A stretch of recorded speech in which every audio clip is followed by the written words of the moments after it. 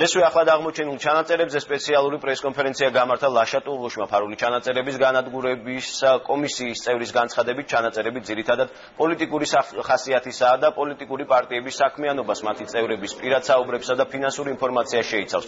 ტურლუშმა პროცესში ევროკომისარმა ჰამარბერგის ჩართვის მნიშვნელობაზეც ისაუბრა და აღნიშნა, რომ უფლებადამცველის დასმას კომისია ერთი კვირა დაელოდება. როგორც გაზეთ რეზონანსის რედაქტორი აცხადებს, პირადი ცხოვრების ამსახველი ჩანაწერების განადგურების პროცესი კომისიაში მყარი პოზიციის არარსებობისა და ახალი გარემოებების გამო გაიწელა.